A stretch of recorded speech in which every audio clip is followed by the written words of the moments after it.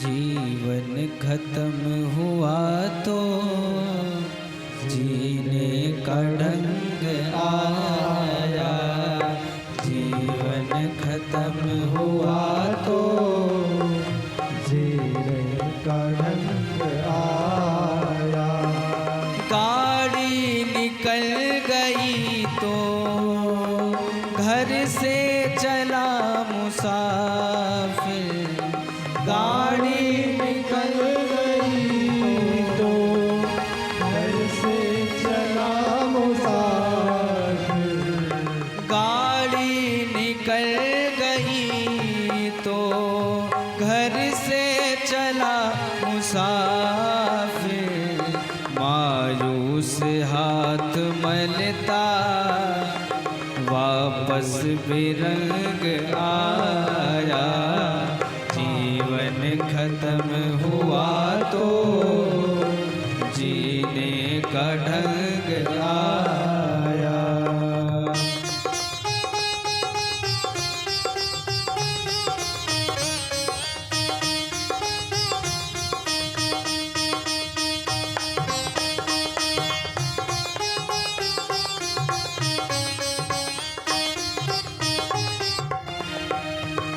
मन की मशीनरी ने कब ठीक चलना सीखा। मन की मशीनरी ने कब ठीक चलना सीखा। जब बूढ़े तन के हर एक, जब बूढ़े तन के हर एक पुरजी में जंग आया। जब बूढ़े तन के हर एक पुरजी में जंग आया। जीवन खत्म हुआ तो जीने का ढंग आया। जीवन खत्म हुआ तो जीने का ढंग आया। फुर्सत के वक्त में ना सुमिरन का वक्त आया। फुर्सत के वक्त में ना सुमिरन का वक्त आया। फुर्सत के वक्त में ना सुमिरन का वक्त आया। फुर्सत के वक्त में ना सुमिरन का वक्त आया। उस वक्त वक्त मांगा जब वक्त तंग आया। उस वक्त वक्त मांगा जब वक्त तंग आया। जीवन खत्म हुआ तो जीने का ढंग आया। जीवन खत्म हुआ तो जीने का ढंग आया।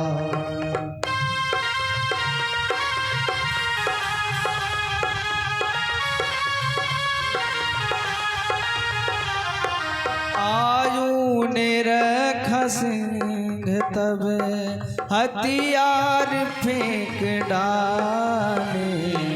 आयु ने रखा सिंह तब हथियार फेंक डाले। यमराज फौज लेकर, यमराज फौज लेकर करने को जंग आया। जीवन खत्म हुआ तो जीने का ढंग आया। जीवन खत्म हुआ तो जीने का ढंग आया। जीवन खत्म हुआ तो जीने का ढंग आया। जीवन खत्म हुआ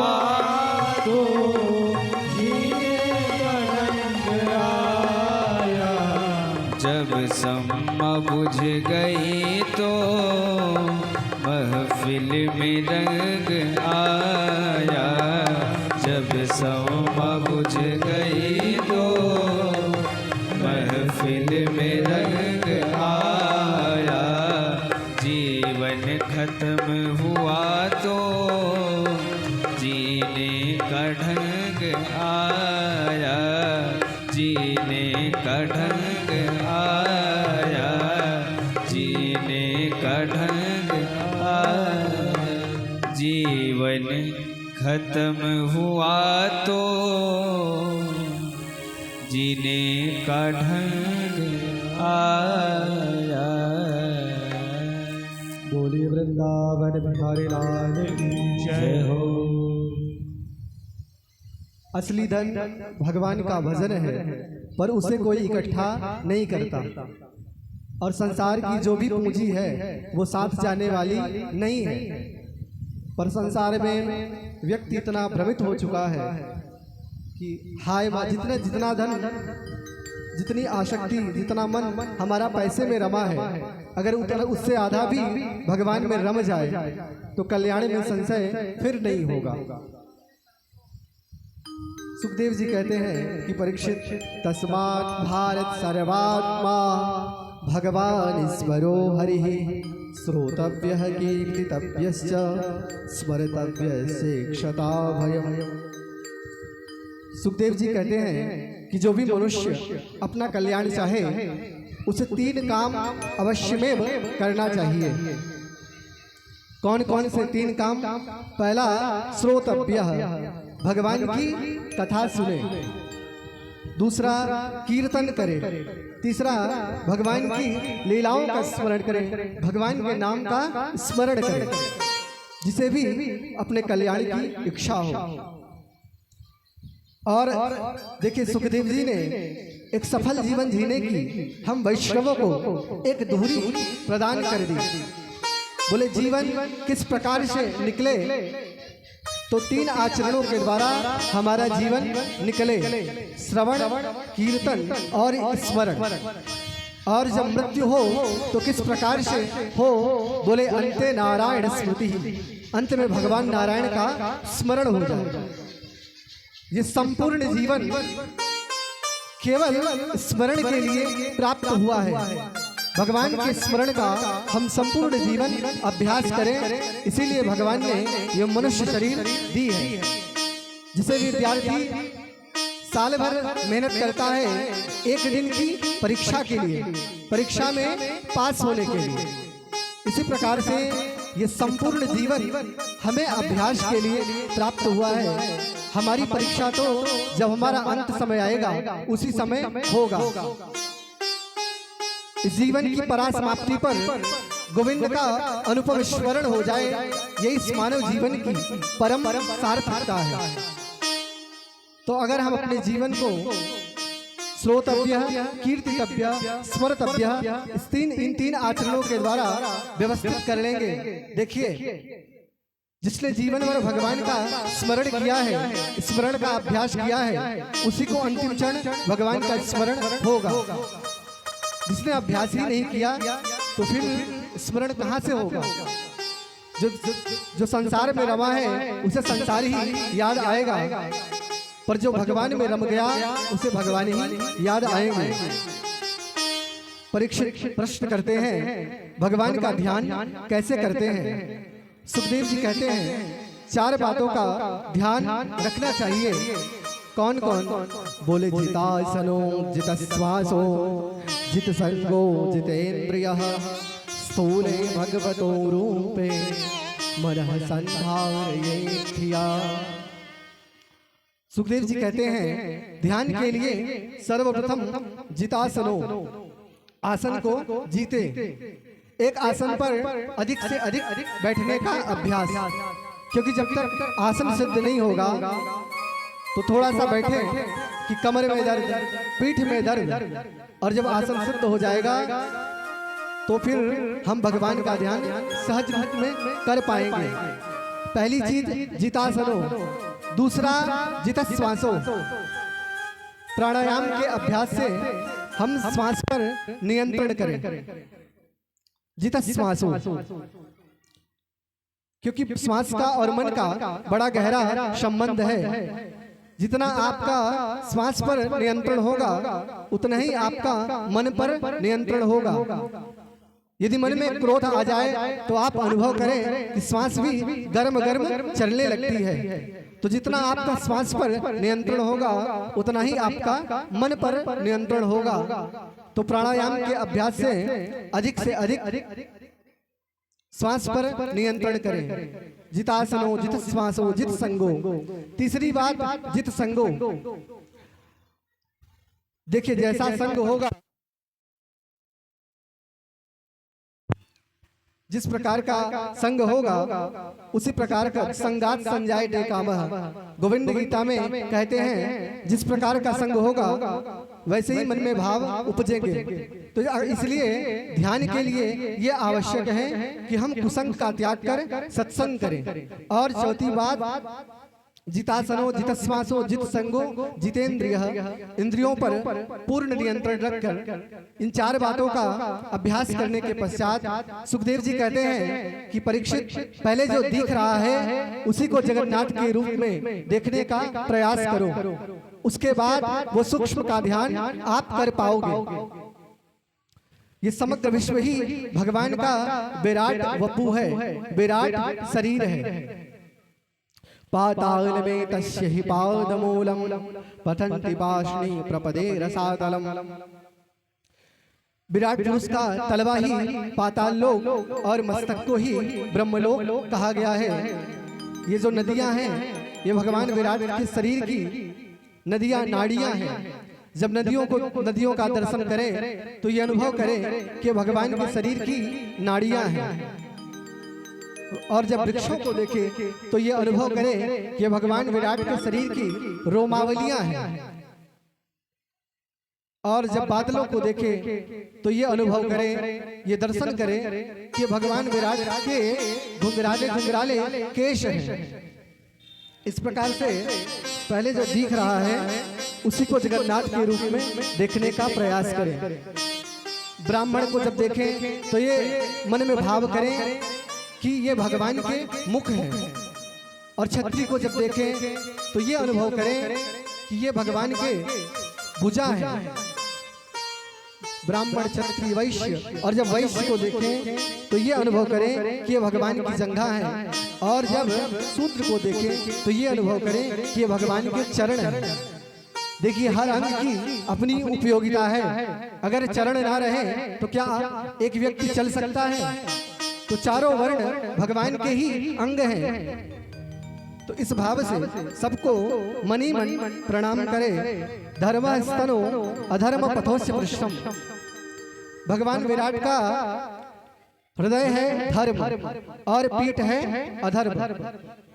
अर्थात इसका मतलब ये है कि अगर आपको धर्मात्मा व्यक्ति दिखे तो मन में ये भाव रखें कि भगवान विराट के हृदय है।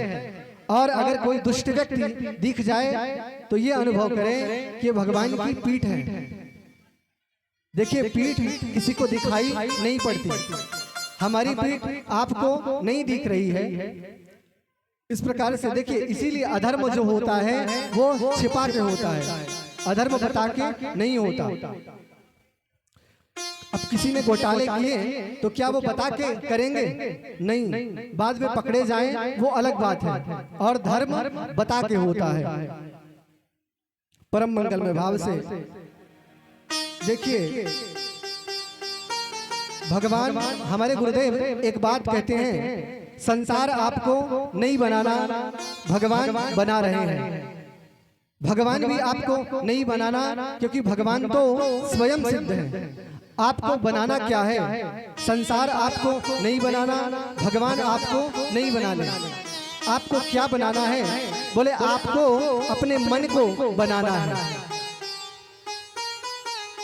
जैसी दृष्टि होगी वैसी ही सृष्टि होगी। जैसा आप चश्मा पहन के जिस आंख से देखोगे वैसा ही आपको दिखाई पड़ेगा। जिस भी रंग का चश्मा होगा वैसा ही आपको दिखेगा। काला चश्मा अगर आप पहनोगे तो आपको काला दिखाई पड़ेगा, पीला पहनोगे तो आपको पीला दिखेगा। तो जैसी हमारी दृष्टि होगी वैसी ही सृष्टि होगी। इसीलिए कुल मिला के हमें अपने मन को बनाना है। तो अगर कोई दुष्टात्मा व्यक्ति दिखता है तो उससे मित्रता आप मत करिए, पर उसको भी मनी मन प्रणाम करिए, क्योंकि भगवान विराट की वो पीठ है, अधर्म पीठ है। और कोई धर्मात्मा व्यक्ति अगर दिख जाए तो उसको भी प्रणाम करिए, ये भगवान विराट के हृदय है। इस प्रकार से जब दृष्टि हम रखेंगे, बाहर के जो विकार है वो नष्ट हो जाएंगे, तब अंदर हम भगवान का ध्यान कर सकेंगे। उसके बाद भगवान के चतुर्भुज स्वरूप का वर्णन सुखदेव जी ने किया है। उसके बाद भगवान सुखदेव ने बताया किसकी उपासना से क्या फल है। अलग अलग देवताओं की उपासना से अलग अलग फलों की प्राप्ति सुखदेव जी ने बताई है। जो ब्रह्म तेज को पाना चाहे वो बृहस्पति जी की आराधना करें, जो इंद्रिय बल को चाहे वो इंद्र की उपासना करें, जो संतान प्राप्ति चाहे वो प्रजापतियों की उपासना करें, जो लक्ष्मी चाहे वो माया देवी की उपासना करें, जो आयु चाहे कि हमारी आयु ठीक ठाक रहे वो अश्विनी कुमारों की उपासना करें, जो चाहे कि हमारा सुंदर पत्नी से विवाह हो जाए तो वो उर्वशी अप्सरा की आराधना करें, और जो चाहे कि पति पत्नी में प्रेम बरकरार रहे तो माता पार्वती की आराधना करें, और जो चाहे कि हम विद्वान हो जाएं तो भगवान शंकर की उपासना करें। इस प्रकार से अलग अलग देवताओं के लिए अलग अलग सुखदेव जी ने वर्णन किया।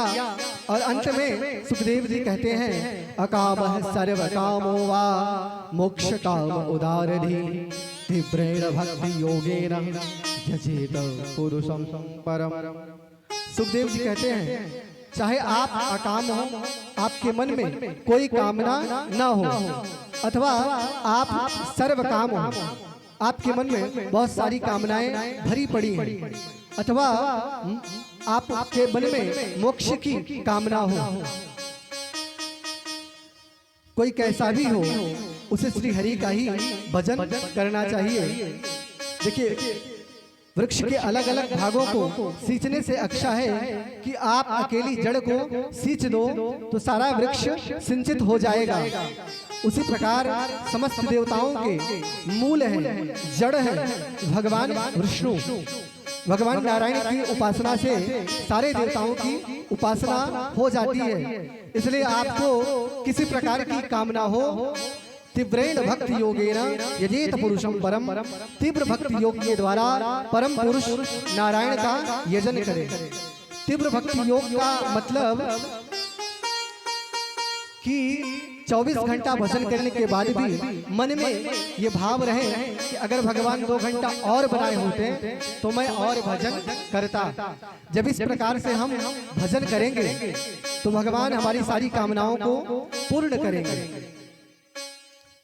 परम मंगलमय भाव से सुखदेव जी कहते हैं कि परीक्षित, जो व्यक्ति मानव शरीर पाकर भी भगवान का भजन नहीं करते वह तो अपना जीवन सुअर, कुत्ता, ऊंट और गधे के समान व्यर्थ में गवा देते हैं।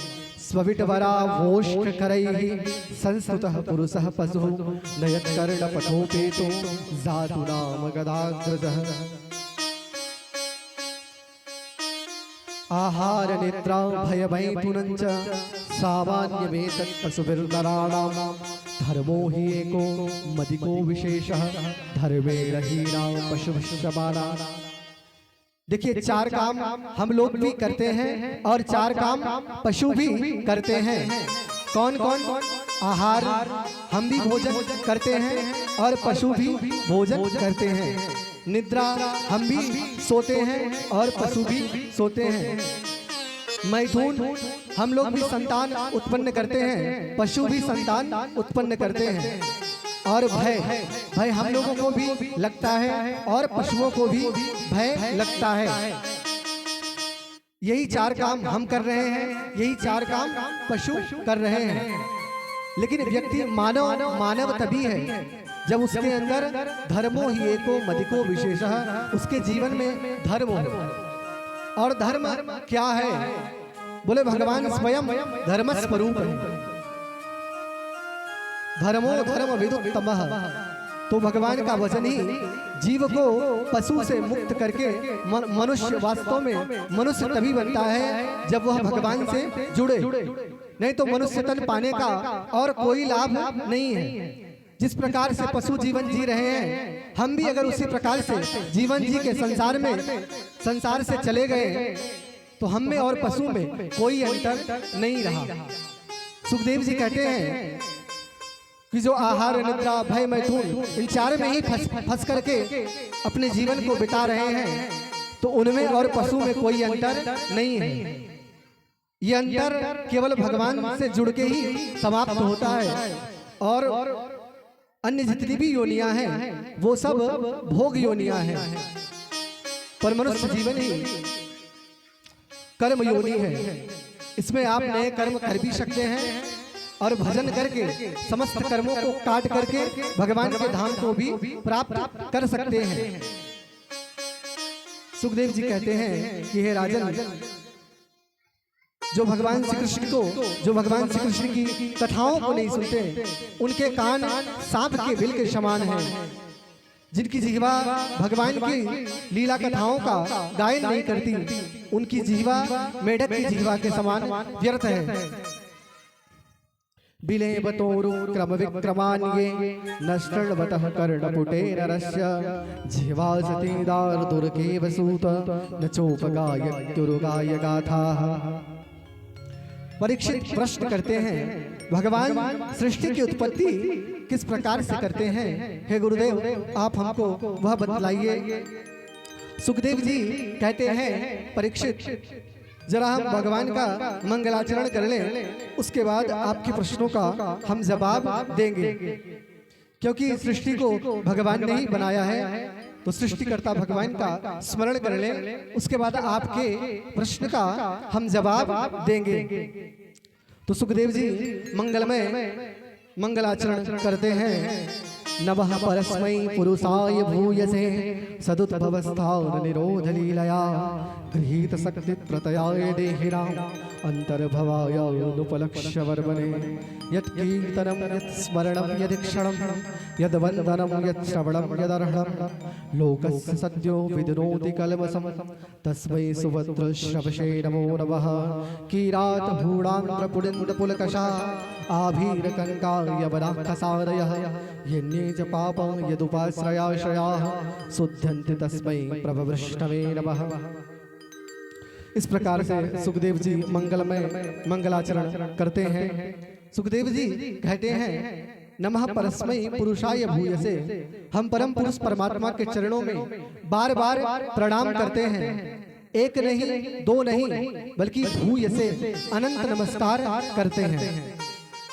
जो परमात्मा सृष्टि की उत्पत्ति, पालन और संहार के लिए ब्रह्मा विष्णु महेश के रूप में आते हैं और जिनके मार्ग को जानना बड़ा कठिन है, अनुपलक्ष्य वर्मणे, ऐसे परम पुरुष परमात्मा के चरणों में हम प्रणाम करते हैं। सुखदेव जी ने मंगलमय मंगलाचरण किया। सुखदेव जी कहते हैं कि परीक्षित, प्रकृति और पुरुष की वैषम्यावस्था में ही सृजन होता है और वैषम्यावस्था में ही लय होता है। प्रकृति और पुरुष पृथक पृथक हुए। जब प्रकृति ने पुरुष का दर्शन किया तो पुरुष के दर्शन करते ही प्रकृति में क्षोभ उत्पन्न हुआ, हलचल उत्पन्न हुई और उससे सबसे पहले महत् तत्व की उत्पत्ति होती है।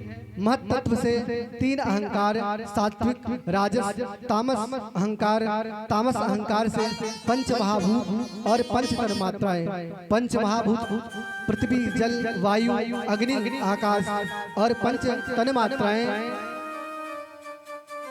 शब्द, स्पर्श, रूप, रस और गंध, सात्विक राजस अहंकार से पंचक ज्ञानेंद्रियां और पंचक कर्म इंद्रियों की उत्पत्ति होती है और सात्विक अहंकार से इंद्रियों के अधिष्ठात्र देवों की उत्पत्ति होती है। सुखदेव जी कहते हैं कि परीक्षित, एक गोल ब्रह्मांड बन गया, भगवान उसमें चैतन्य रूप से प्रवेश कर गए। गोल ब्रह्मांड फूट गया और भगवान विराट उसमें से प्रकट हो गए। बोलिए विराट भगवान की।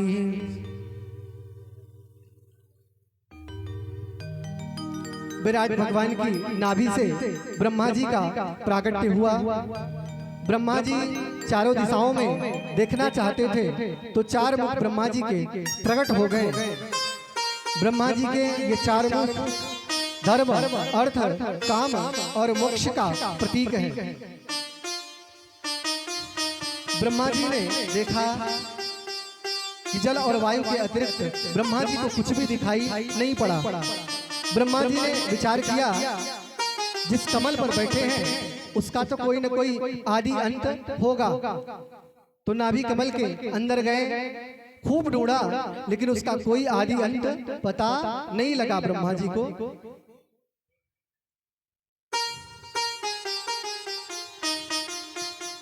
ब्रह्मा जी विचार करने लगे कि मेरा उत्पत्तिकर्ता कौन है, मैं कहां से आया, कस्त्वम को हम कुतः आयातः, मेरा माता पिता कौन है जिसने मेरी उत्पत्ति की है। ब्रह्मा जी को दो शब्द सुनाई पड़े, तप शब्द सुनाई पड़ा। ब्रह्मा जी ने कठोर तपस्या की और भगवान उनकी आराधना से प्रसन्न हुए। भगवान नारायण वहां पर प्रकट होते हैं, वैकुंठ धाम प्रकट हुआ और भगवान ने दर्शन देकर के ब्रह्मा जी से कहा कि ब्रह्मा जी, हम आपकी तपस्या से प्रसन्न हैं, आप हमसे वरदान मांगिए। ब्रह्मा जी ने कहा कि प्रभु, हमें कुछ नहीं चाहिए। बोले प्रभु, आप मुझे दुनिया के सृष्टि काम में लगाने वाले हैं, तो इतनी बड़ी दुनिया बनाने का अभिमान हमें ना हो जाए, इसलिए आप मुझे ऐसा ज्ञान प्रदान करिए जिससे मुझे मोह ना हो। क्योंकि कोई बड़ा काम अगर कर दे तो व्यक्ति को अभिमान हो जाता है। इसलिए कहते हैं कि प्रभु,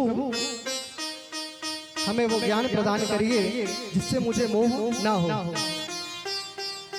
भगवान ने कहा, वो ज्ञान तो ब्रह्म ज्ञान है और ब्रह्म ज्ञान के बिना कर्तृत्व का अभिमान जाने वाला नहीं है।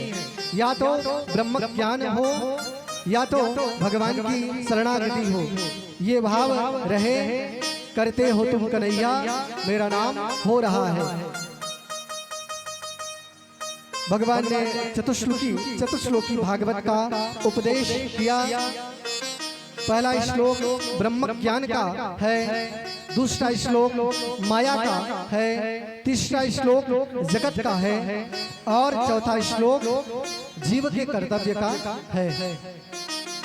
ये 4 श्लोक। और अगर संपूर्ण भागवत का पाठ आप ना कर सके तो विद्वान जन ऐसा कहते हैं कि 4 श्लोक भी अगर आप नित्य पढ़ते हैं तो पूरी भागवत पढ़ने का लाभ प्राप्त होता है। वो 4 श्लोक कौन से हैं? बोले, अहमेवांशमेवाग्रे नान्यद् सत्सत्परम पश्चादहं यदि तच्च यो वसिष्येत सोऽस्म्यहम् ऋतेर्थं यत् प्रतीयेत न प्रतीयेत चात्मनि तद्विद्यादात्मनो मायां यथा भासो यथा तमः यथा वहान्ति भूतानि भूतेषु चावचेष्वनु प्रविष्टान्यप्रविष्टानि तथा नूतेषु ते स्वहम् एतावदेव जिज्ञास्यं तत्त्वजिज्ञासुनात्मनः अन्वयं व्यतिरेकाभ्यं यत् स्यात् सर्वत्र सर्वदा। ब्रह्मा जी भगवान कहते हैं कि ब्रह्मा जी, अग्रे अहम एवं आसम, सृष्टि के पूर्व में मैं ही था, मेरे अतिरिक्त कुछ भी नहीं था। ब्रह्मा जी ने कहा तो प्रभु आपने ये संसार बनाया कैसे? भगवान बोले जब हम ही थे तो हमने ही बनाया और हम ही संसार के रूप में बने। भगवान कहते हैं जो भी स्थूल सूक्ष्म और जगत है वह सब मैं ही हूँ। जैसे मिट्टी से बर्तन बनते हैं तो बर्तन बनने के पहले मिट्टी और बर्तन बनने के बाद मिट्टी, और जिस समय बर्तन दिखाई दे रहा है उस समय क्या है? मिट्टी ही मिट्टी। अगर आप बर्तन से मिट्टी निकाल दो तो क्या बचेगा? कुछ नहीं। ये सिद्धांत है जो आदि में होता है अंत में होता है वही मध्य में होता है। तो भगवान ही सृष्टि के पूर्व में थे, भगवान ही सृष्टि के अंत में बचेंगे, और जो मध्य में ये दिख रहा है उसके रूप में भगवान ही है। देखिए संसार के मटेरियल भी भगवान है और कारीगर भी भगवान है। भगवान ही संसार के रूप में बने हैं और भगवान ने ही संसार को बनाया है। भगवान ही बनने वाले हैं और भगवान ही बनाने वाले हैं। भगवान ने ब्रह्मा जी को कहा कि ब्रह्मा जी मैं अपनी माया भी आपको प्रदान करता हूँ। माया क्या करती है? जो है उसे छिपा लेती है और जो नहीं है उसे दिखा देती है। और भगवान की माया बहुत प्रबल है।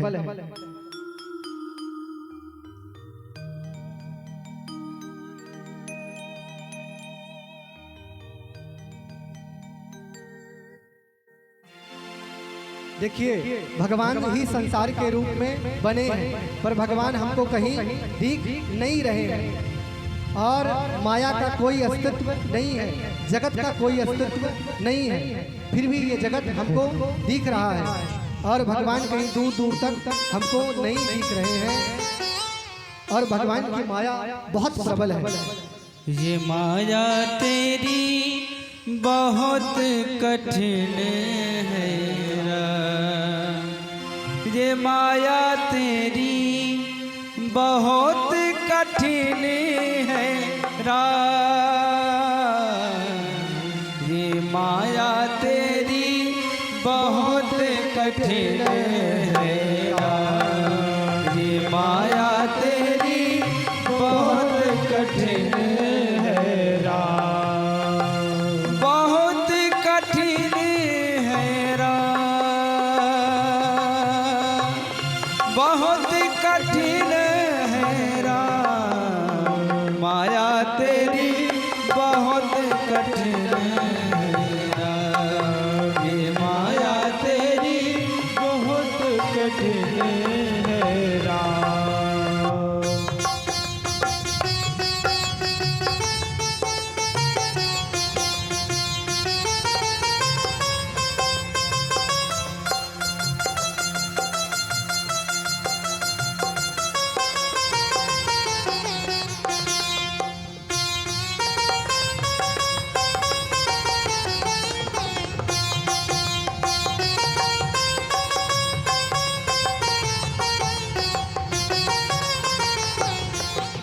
रक्त मांस हड्डी के ढेर पर बढ़ा हुआ है चाँद रक्त मांस हड्डी के ढेर पर बढ़ा हुआ है चाँद देख उसी की सुंदरता देख उसी की सुंदरता हो जाती नींद हराम ये माया तेरी बहुत कठिन है ये माया तेरी बहुत कठिन है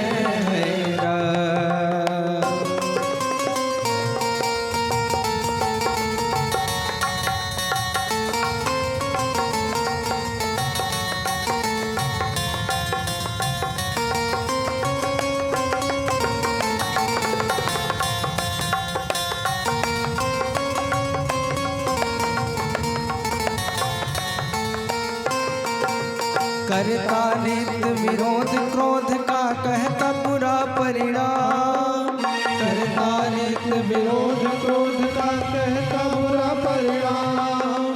करता नित्य विरोध क्रोध का कहता बुरा परिणाम। करता नित्य विरोध क्रोध का कहता बुरा परिणाम। होता क्रोधित स्वयं तो होती, होता क्रोधित स्वयं तो होती, वाणी बिना लगा। ये माया तेरी बहुत कठिन है राम, राम बहुत कठिन है राम। ये माया, ये माया, ये माया, ये माया, ये माया तेरी बहुत कठिन है राम। ये माया तेरी बहुत कठिन है राम। ये माया तेरी बहुत कठिन है राम। ये माया तेरी बहुत कठिन है राम। मृत्यु देखता है औरों की रोज सवेरे शाम। मृत्यु देखता है औरों की रोज सवेरे शाम। हाँ भवन बनाता ऐसे जैसे, भवन बनाता ऐसे जैसे, हरदम यहाँ मुकाम। ये माया तेरी बहुत कठिन है राम। ये माया तेरी बहुत कठिन है राम। ये माया तेरी बहुत कठिन है राम, है राम, है राम, है राम। ये माया तेरी बहुत कठिन है राम। ये माया तेरी बहुत कठिन है राम। राजेश्वर प्रभु तुम मायापति करुणा निधि है नाम। राजेश्वर प्रभु तुम मायापति करुणा निधि है नाम। नाथ निबोरो अपनी माया, नाथ निबेरो अपनी माया, जीव लहे बिसराया। ये माया तेरी बहुत कठिन है राम। ये माया तेरी बहुत कठिन है राम। बहुत कठिन है राम, बहुत कठिन है राम। ये माया तेरी बहुत कठिन है राम। ये माया तेरी बहुत कठिन है राम। ये माया, ये माया, ये माया तेरी बहुत बहुत बहुत कठिन है राम। बोलिए वृंदावन बिहारी लाल की इस प्रकार भगवान ने चतुश्लोकी भागवत का उपदेश प्रदान किया ब्रह्मा जी को। और भगवान बोले, ब्रह्मा जी आप अगर इस ज्ञान को धारण करेंगे तो कल्प विकल्प में जो भी आप सृष्टि क्रम करेंगे आप उससे मोहित नहीं होंगे। ये ज्ञान जिसको सर्वत्र बना रहे उसे भगवान की माया स्पर्श नहीं करती। व्यक्ति फंसता क्यों है? क्योंकि जगत के रूप में भगवान ही बने हैं। अब सब में अगर भगवान को व्यक्ति दिखे, सब में भगवान को अगर देखना प्रारंभ कर दे तो बताइए संसार की माया स्पर्श कर पाएगी? नहीं कर पाएगी। परम मंगल में भाव से आगे सुखदेव जी ने भागवत जी के 10 लक्षणों का निरूपण किया है। अत्र सर्गो विसर्गस्य स्थानम पोषण मूतयः मनवंतरेशानु कथा निरोधो मुक्तिदाश्रयः। 9 लक्षणों की स्थापना 10विध भगवान का आश्रय है। देखिए भगवान की कथा की परम निष्पत्ति यही है कि भगवान का आश्रय जीवन में हो जाए। अभी हमारे जीवन में, हम सबके जीवन में जनाश्रय है, धनाश्रय है। क्या हम सबके जीवन में नामाश्रय भी है? ये बात पूरी दृढ़ता के साथ प्रतिपादित होती है। आगे परीक्षित प्रश्न करते हैं कि हमें विदुर जी का चरित्र सुनाइए। सुखदेव जी कहते हैं कि राजन यदा तो राजा स्वसुतान साधुन पुष्णं धर्मेण विनष्ट दृष्टि भ्रातुर्यविष्ट सुतान विबंधुन प्रवेश्य लाक्षा भवने ददाह। देखिए, दुर्योधन अंधा तो जन्म से ही था, लेकिन विनष्ट, सुखदेव जी कहते हैं कि विनष्ट दृष्टि, वी उपसर्ग लगाया है। उपसर्ग का प्रयोग हम तब करते हैं जब अर्थ पर बहुत ज्यादा बल देना हो। जैसे हम कहें ये जल एकदम विशुद्ध है, तो वी उपसर्ग लगा के हमने ये कहा कि जल एकदम विशुद्ध है, अशुद्धि की कोई गुंजाइश नहीं है। तो सुखदेव जी यहाँ पर विनष्ट दृष्टि कह रहे हैं। सुखदेव जी नष्ट दृष्टि कह सकते थे। सुखदेव जी कहना चाह रहे हैं कि बाहर की आंख तो धृतराष्ट्र के पास नहीं है, लेकिन अंदर के जो नेत्र हैं, ज्ञान वैराग नयन उर्गारी, अंदर के जो नेत्र ज्ञान और वैराग्य हैं, वो भी धृतराष्ट्र के पास नहीं है। धृतराष्ट्र मोह है, और मोह जन्म से ही अंधा होता है। उसकी पत्नी गांधारी वो ममता है, वो अंधी नहीं है, लेकिन उसने लोहे की पट्टी बांध रखी है। ममतावान व्यक्ति देखता हुआ भी अनदेखा कर देता है। मोह, तो ये है मोह और ममता की जोड़ी। जब माता पिता ही अंधे हैं तो पुत्र को दृष्टि कहां से मिल जाएगी। तो धृतराष्ट्र, तो दुर्योधन इसी प्रकार से, जब माता पिता अंधे तो दुर्योधन भी वैसा ही है। कहते हैं सुखदेव जी, जब भीतर और बाहर दोनों ही नेत्रों से ही अंधे राजा धृतराष्ट्र ने अपने दुष्ट पुत्रों के लिए पांडवों को लाक्षागृह में बेचकर जलाने का षड्यंत्र किया, विविध प्रयास किए। तब विदुर जी धृतराष्ट्र के पास आए और पूछने पर उन्होंने सलाह दी, जिसे मंत्री लोग विदुर नीति कहते हैं। विदुर जी कहते हैं कि हे महाराज, जिसे आप अपना पुत्र समझ रहे हैं वह पाप रूप है। अपने परिवार के कल्याण के लिए शीघ्र ही इसे छोड़ दीजिए। महाराज, नीति यही कहती है, अगर एक व्यक्ति को निकालने से पूरा गांव बच जाता है तो उस व्यक्ति को निकाल देना चाहिए। अगर एक गांव को नष्ट करने से पूरा जिला बचता है तो उस जिले को नष्ट कर देना चाहिए। और अगर एक जिले को नष्ट करने से पूरा प्रदेश बचता है तो उसको भी नष्ट कर देना चाहिए। इसी प्रकार से ये नीति है, विदुर नीति। किसी ने दुर्योधन से जाकर के कहा कि महाराज, ये जो विदुर है ना, ये आपके पिता को आपके खिलाफ भड़का रहे हैं। दुर्योधन आया और एकदम से बरस पड़ा। कई मत्रोपजुहावजहियं दास्यासुतं यद् बलिनैव पुष्टः। दुर्योधन कहता है कि दुर्योधन कहता है, इस कुटिल दासी पुत्र को किसने यहाँ बुलाया? ये जिसके अन्न से पुष्ट हुआ है उसी के विपरीत आचरण कर रहा है। जिस थाली में खा रहा है उसी में छेद है। दुर्योधन विदुर जी महाराज को कठोर वचन कहता रहा, किंतु धृतराष्ट्र कुछ नहीं बोले, मौन रहे। विदुर जी समझ गए कि मौनम सुकृत लक्षणम। धृतराष्ट्र भी चाहते हैं कि ये दुर्योधन हमें सुनाए, इसीलिए तो ये मौन है। विदुर जी धनुष दरवाजे पर रखकर तीर्थ यात्रा करने के लिए चले गए।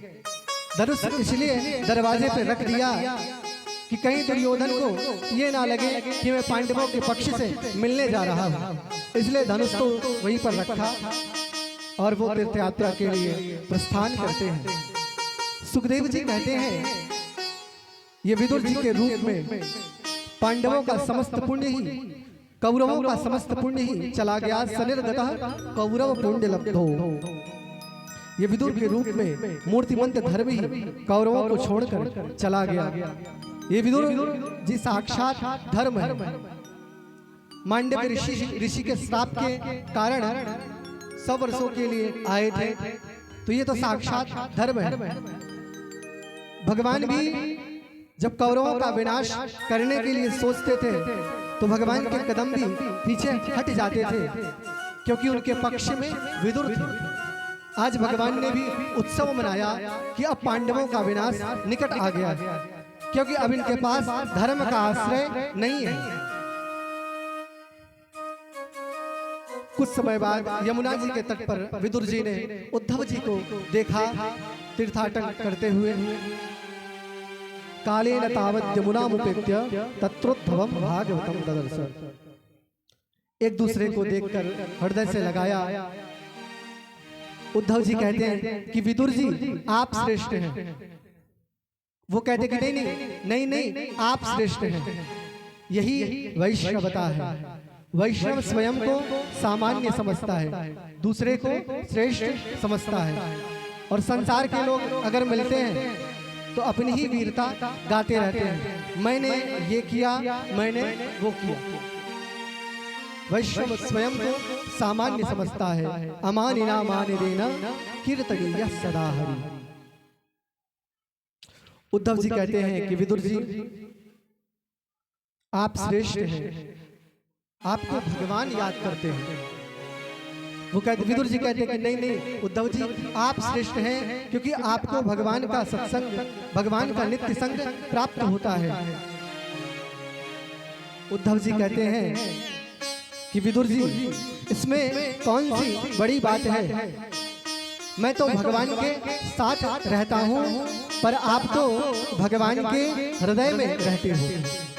साथ रहे और दिल में ना रहे तो युद्ध होता रहेगा। साथ ना भी रहे और हृदय में रहे तो जिंदगी आसानी से कट जाएगी। कहते हैं कि भगवान आपको बात बात पर याद करते हैं, आप तो भगवान के हृदय में रहते हैं। इस प्रकार से दोनों एक दूसरे से मिले।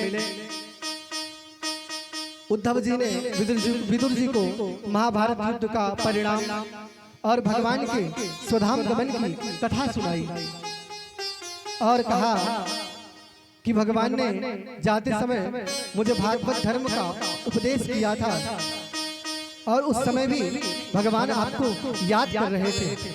भगवान कह रहे थे काश यहाँ विदुर बैठे होते तो कितना आनंद होता।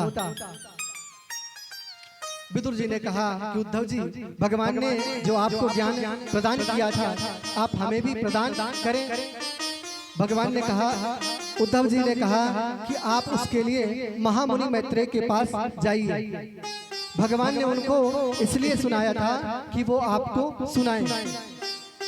देखिए गुरुजी जब पढ़ाते हैं तो एक विद्यार्थी को इसलिए पढ़ाते हैं कि वो पढ़ सके, और एक विद्यार्थी को इसलिए पढ़ाते हैं कि वो भी पढ़ा सके। अब ये तो व्यक्ति की प्रतिभा पर निर्भर करता है।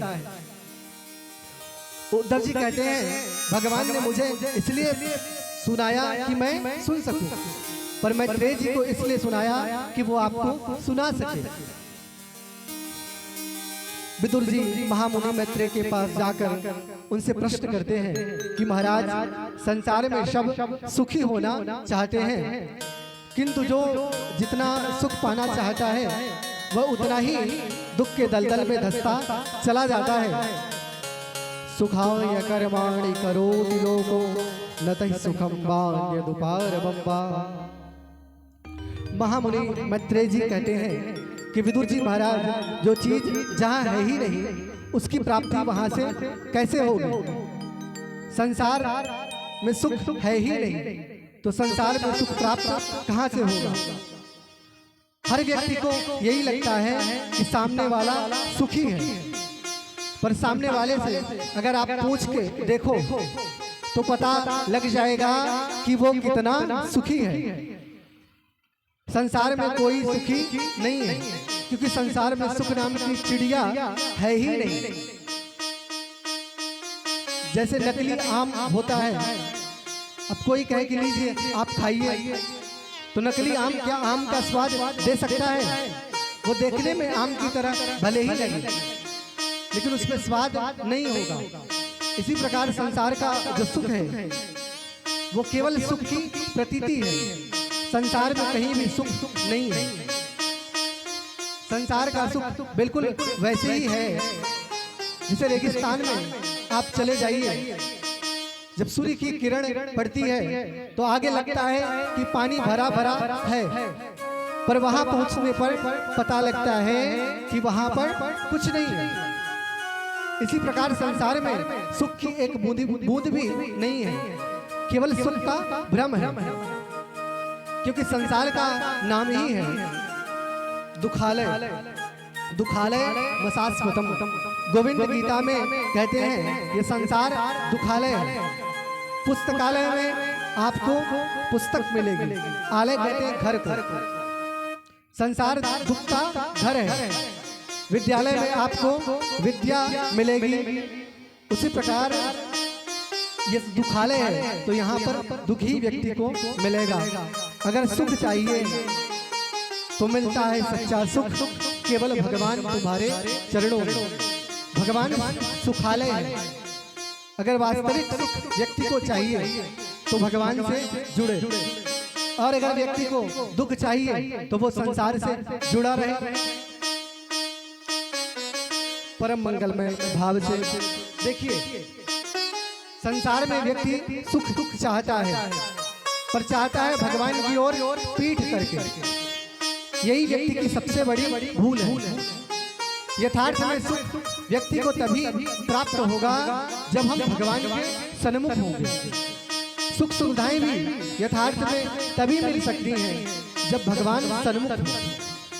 व्यक्ति भगवान की ओर पीठ करके रहना चाहता है, इसलिए वास्तविक सुख से व्यक्ति दूर दूर तक उसका कोई लेना देना नहीं है। आगे विदुर जी सृष्टि प्रक्रिया के संदर्भ में प्रश्न करते हैं। महामुनि मैत्रेय जी कहते हैं, विदुर जी महाराज, भगवान नारायण की नाभि कमल से ब्रह्मा जी का प्रादुर्भाव हुआ। ब्रह्मा जी ने सर्वप्रथम मानसी सृष्टि की। 4 कुमारों को ब्रह्मा जी ने जन्म दिया अपने मन के संकल्प से। सनत सनंदन सनातन सनत कुमार चारों से कहा, आप लोग सृष्टि प्रक्रिया में हमारा सहयोग करिए। चारों ने कहा कि हम तो भगवान का भजन करेंगे, हम सृष्टि के चक्कर में नहीं पड़ेंगे। ब्रह्मा जी को क्रोध आ गया, इनको मैंने उत्पन्न किया और ये मेरी बात नहीं मान रहे। जब ब्रह्मा जी को क्रोध आया तो ब्रह्मा जी की भ्रुकुटी का भेदन करके साक्षात भगवान रुद्र प्रकट हो गए। बोलिए शंकर भगवान की जय हो। शंकर जी प्रकट हुए। ब्रह्मा जी ने कहा कि आप सृष्टि में सहयोग करिए। शंकर जी बोले ठीक है। शंकर जी ने वो भूत प्रेत डाकिनी पिशाचिनी इतना भयंकर बनाया कि ब्रह्मा जी को वो खाने के लिए दौड़ रही। ब्रह्मा जी ने कहा कि प्रभु आप तो केवल भजन करिए, आप सृष्टि का कार्य मत करिए। भोलेनाथ भगवान के भजन में बैठ गए। आगे ब्रह्मा जी की वाणी से सरस्वती छाया से कर्दम ऋषि का प्रादुर्भाव हुआ। अंत में ब्रह्मा जी ने अपने शरीर के 2 विभाग किए। दक्षिण भाग से मनु और वाम भाग से शत्रुपा को प्रकट किया। हम मानवों की सृष्टि मनु से हुई है। सर्वप्रथम जो पुरुष हुए इस सृष्टि पर वो मनु हुए, मनु शत्रुपा। इसलिए हम लोगों को मानव कहा जाता है। मनु की संतान है इसलिए मानव। अब देखिए, आज का जो विज्ञान है, डार्विन जैसे जो वैज्ञानिक हैं, वो कहते हैं कि मानवों की उत्पत्ति बंदर से हुई। पहले कई पीढ़ी पहले ये मानव बंदर थे और बाद में इन्होंने सीखते सीखते ये मानव बन गए। और उनके हिसाब से मानवों की उत्पत्ति कुछ हजार साल पहले हुई। लेकिन आज जब रिसर्च और बढ़ रही है तो ये बात पता लग रही है कि मानवों की उत्पत्ति हजार वर्ष पहले नहीं, लाखों लाख वर्ष पहले हम मानवों की उत्पत्ति हुई है। तो आज का विज्ञान इस बात को मान रहा है कि बंदर अलग जाति के हैं और मानव अलग जाति का है। ब्रह्मा जी ने कहा मनुष्य रूपा से कि अब आप लोग मैथुन सृष्टि का शुभारंभ करें। मनु जी बोले महाराज पृथ्वी तो है ही नहीं, मानवीय सृष्टि के लिए पृथ्वी की आवश्यकता होती है। और हिरण्याक्ष नाम का एक दैत्य पृथ्वी को ही चुरा ले गया। ब्रह्मा जी विचार करने लगे कि अब मैं क्या करूं। तो ब्रह्मा जी की भ्रुकुटी का भेदन करके भगवान द्वारा प्रकट हुए और हिरण्याक्ष का वध करके पृथ्वी को अपनी जगह पर स्थापित किया।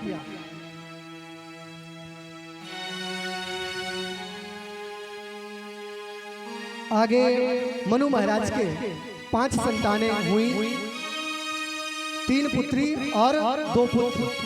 3 पुत्री आकुति, देवहूति और प्रसूति, 2 पुत्र प्रियव्रत और उत्तानपाद। मध्यम पुत्री देवहूति का विवाह कर्दम ऋषि के साथ हुआ। ब्रह्मा जी की छाया से कर्दम ऋषि का प्रादुर्भाव हुआ। जब ब्रह्मा जी ने कर्दम जी को आदेश दिया कि अब आप प्रजा की उत्पत्ति के लिए सृष्टि कार्य में हमारा सहयोग करिए, कर्दम जी ने 10,000 वर्ष भगवान की तपस्या की। उनकी तपस्या से भगवान प्रकट हुए।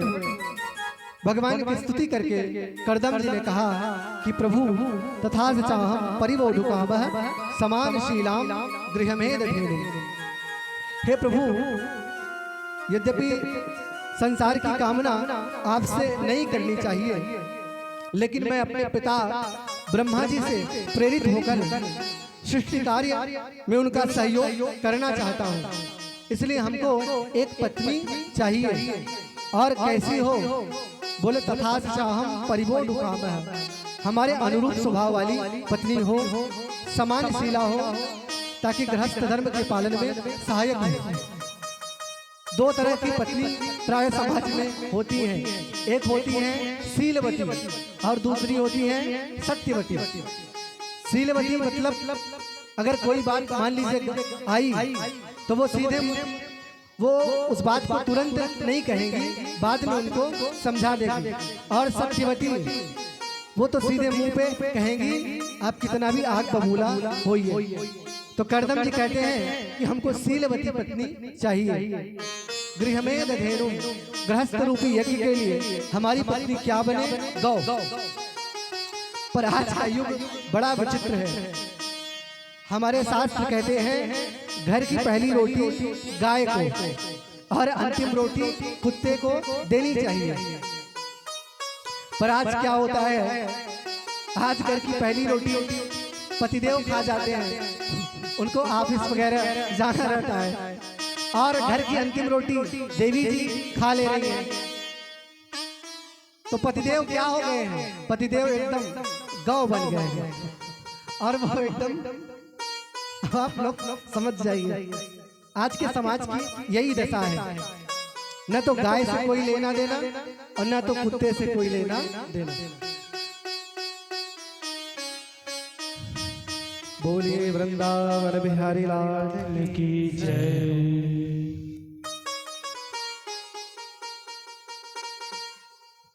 भगवान बोले कि कर्दम जी, तब चैत्यम विदित्वा में पुरैव समयोजित। हम आपके हृदय की बात जानते हैं और हमने इसीलिए उसकी व्यवस्था पहले से बना दी है। परसों दिखवार आएंगे, आप तैयार हो जाइए। और मनु जी महाराज कर्दम जी के पास आते हैं और अपनी पुत्री सौंप कर चले जाते हैं। देखिए, असल में विवाह योग्यता देखकर संपन्न होता है। कन्या वरयते रूपम, माता वित्तम, पिता श्रुतम। कन्या रूप देखती है, माता धन देखती है और पिता ज्ञान देखते हैं। प्रायः पहले शास्त्रों में जो लिखा है यही देखा जाता था और आज भी संभवतः यही देखा जाता है।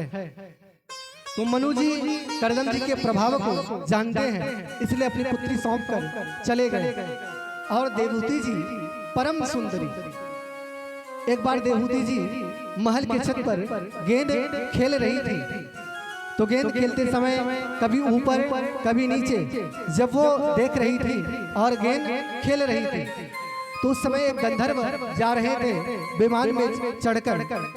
उन्होंने जो देखा सो ऐसे मुक्त हुए कि विमान चलाना भूल गए और वो तो पट से धरती पर गिर गए। तो देवहूति जी परम सुंदरी थी, कोई सामान्य नहीं थी। करदम जी के साथ विवाह देवहूति जी का हुआ। विवाह की प्रथम रात्रि मिलन मंडप में जब प्रथम बार श्री करदम ने देवहूति के रूप लावण्य सौंदर्य को देखा है तो अचंभित हो गए हैं। पर दृष्टि जहां भोग में जानी चाहिए थी वही योगस्थित हो जाती है और उन्हें 100 वर्ष की समाधि लग जाती है। मन में विचार आ गया, जब ये बिंदु इतना सुंदर हो सकता है तो वो सिंधु भी कितना सुंदर होगा।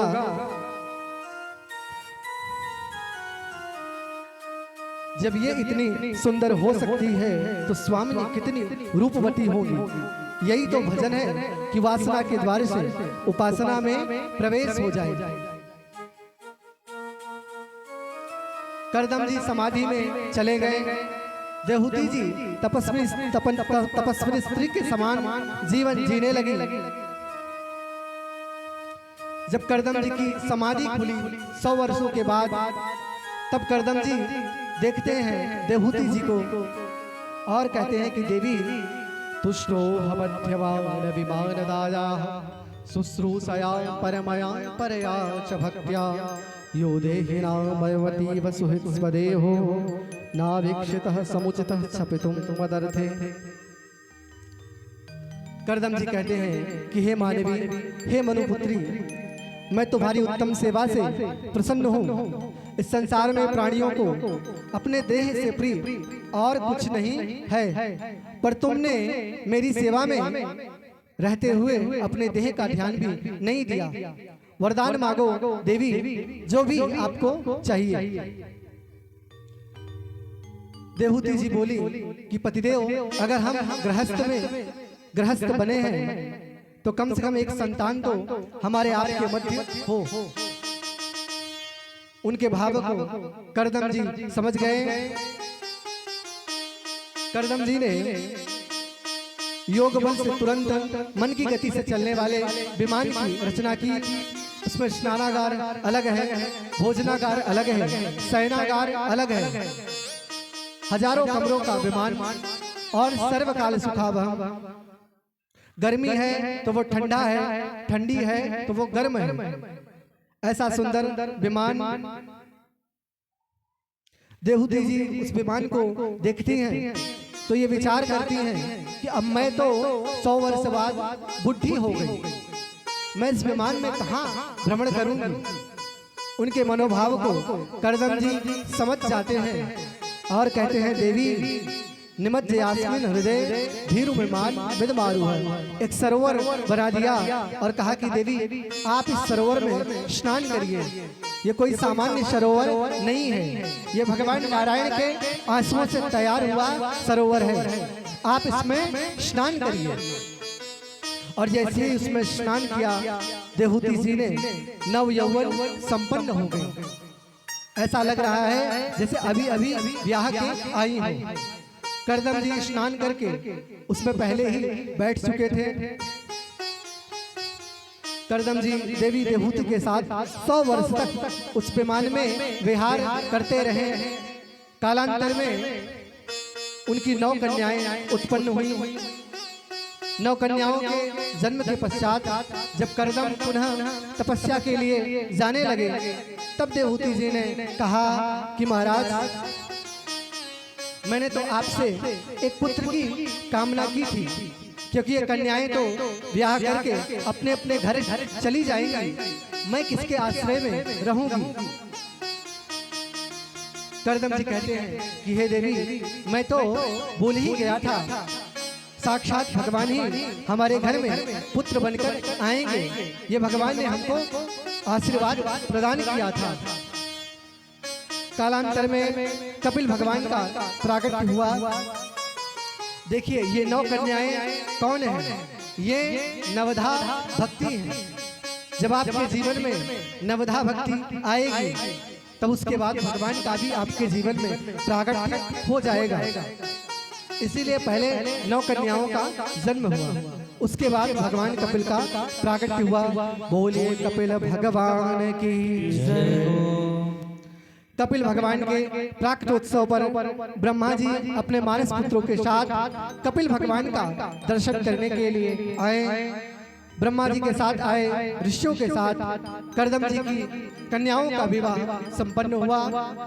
मरीचि का कला नाम के मरीचि ऋषि का कला नाम की कन्या से, अत्रि का अनुसुईया से, अंगिरा का श्रद्धा से, पुलस्त्य का हविर्भू से, पुलह का गति से, क्रतु का क्रिया से, भृगु का ख्याति से, वशिष्ठ का अरुंधति से और अथर्वा का शांति से, ये 9 कन्याओं का विवाह संपन्न हुआ। कन्याओं का विवाह हो गया। कर्दम जी तपस्या करने चले गए। अब देवहूति माँ बिल्कुल अकेले घर में रह गई। पहले 9 कन्याओं से पूरा घर गुंजायमान रहता था, अब देवहूति जी बिल्कुल अकेली घर में पड़ गई। एक दिन माता देवहूति भगवान कपिल के पास आती है और माता कहती है कि बेटा मेरा एक प्रश्न है। भगवान बोले माँ क्या?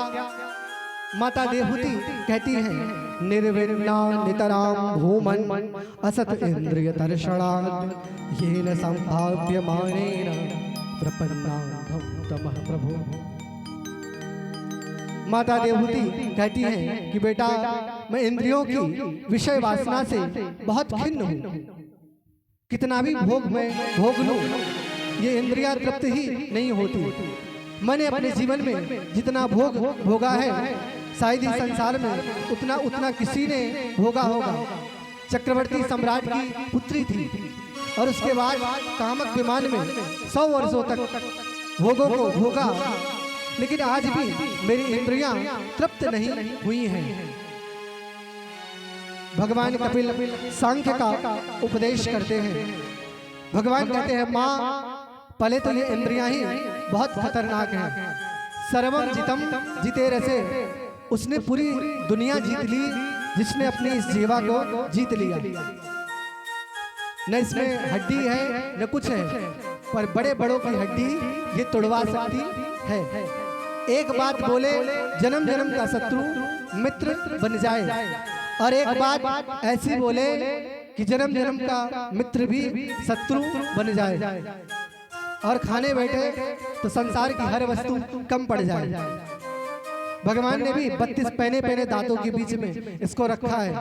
जिस कोई आतंकवादी चले ना, सैनिक उसको घेर के चलते हैं, ऐसे भगवान ने इस तुंड को दांतों के बीच में रखा है। चैतन्य चरणामृत में देखिए कहते हैं कि ये जो मुख में तांडव कर रही तुंड है ये कब शांत होगी?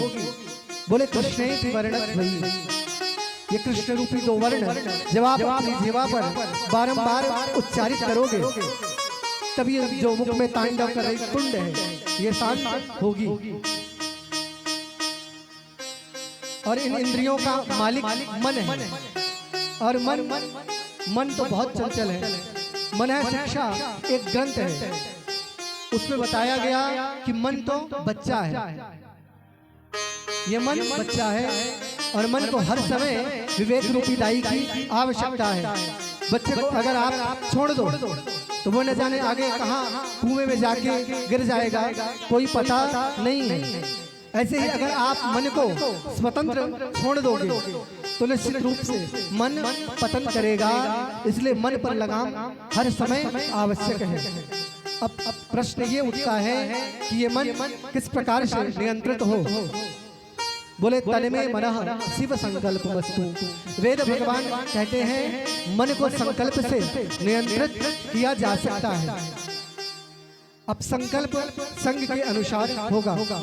संगात संजायते कामः, जैसा संग होगा वैसा संकल्प होगा। तो अगर हमारा संग सत्संग होगा तो संकल्प भी सात्विक होगा और सात्विक संकल्प मन को नियंत्रित करने में सहयोगी होगा। इसलिए माँ आप सच्चे संतों का संग करो।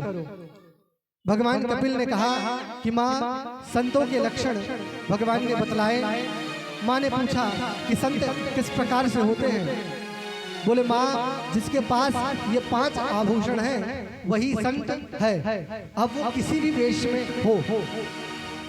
भगवान कहते हैं तितिक्षवः कागरुणिकाः सूर्यद सर्वदेहिनाम् अजात शत्रवः शान्ता साधुः साधुभूषणाः। कहते हैं माँ तितिक्षवः संत जो होते हैं वो बड़े तितिक्षु होते हैं, बड़े सहनशील होते हैं। तरोरप सहिष्णुना वृक्ष के जैसे सहनशील होते हैं। पत्थर मारने वाले को भी फल प्रदान करते हैं। दूसरा लक्षण ये है कारुणिका, संतों में करुणा बहुत होती है। संतों के जीवन में उनका अपना कोई दुख नहीं होता है। अगर वो दुखी होते हैं तो किसी के दुख को देखकर दुखी होते हैं। तितिक्षवः कारुणिकाः सुहृदः सर्वदेहिनां। जो संत होते हैं वो सारे देहधारियों के अकारण मित्र होते हैं। उनका कोई शत्रु संसार में नहीं होता है, क्योंकि निज प्रभु में देखहि जगत कहीं सन करहि विरोध। संत सब में अपने परमात्मा को ही देखते हैं, इसलिए उनका संसार में कोई विरोधी नहीं होता। और अजात शत्रुवः, वो अजात शत्रु होते हैं, संसार में उनका कोई शत्रु नहीं। और शांता, शांत होते हैं। ये 5 लक्षण जिनमें हो वो साधु। भगवान कहते हैं माँ संतों के संग से मेरे पराक्रम का ज्ञान कराने वाली और कानों को आनंद प्रदान करने वाली कथा होती है। और भगवान की कथा से श्रद्धा, रति, भक्ति हमारे हृदय में उत्पन्न हो जाती है। और भगवान की भक्ति उत्पन्न होते ही जीवन में रस प्रवाह होने लग जाता है। संतन के संग लागे रे तेरी अच्छी बनेगी, और होई तेरो बड़ भाग्य रे तेरी अच्छी बनेगी। संतन के संग लागे रे तेरी अच्छी बनेगी। संतन के संग लागे रे तेरी अच्छी बनेगी। अच्छी बनेगी तेरी किस्मत सजेगी। अच्छी बनेगी तेरी किस्मत सजेगी। अच्छी बनेगी तेरी किस्मत सजेगी। अच्छी बनेगी तेरी किस्मत सजेगी। होय तेरो बड़ भाग्य रे तेरी अच्छी बनेगी। होय तेरो बड़ भाग्य हरि बोल अच्छी बनेगी। जय हो।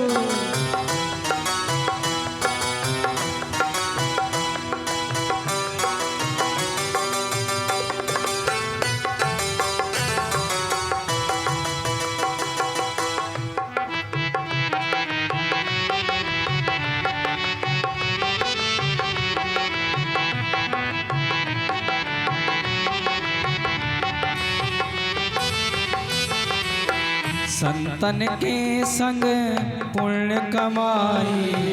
संतन के संग पुण्य कमाई। पुण्य कमाई हाँ पुण्य कमाई।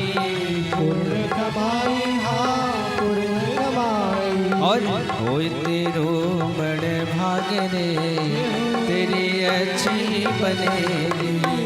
होय तेरो बड़ भाग्य रे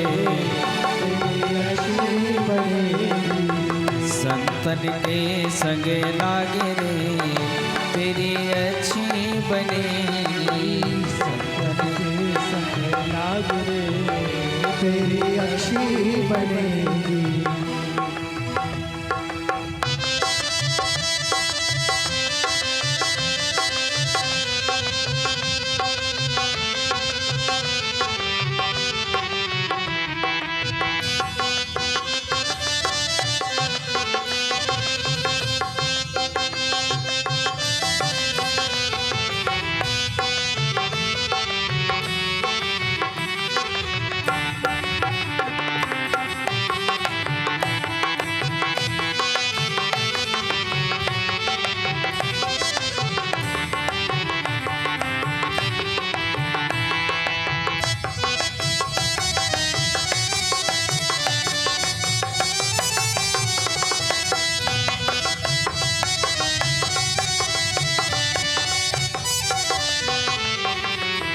ध्रुव की बन गई प्रहलाद की बन गई। ध्रुव की बन गई प्रहलाद जी की बन गई।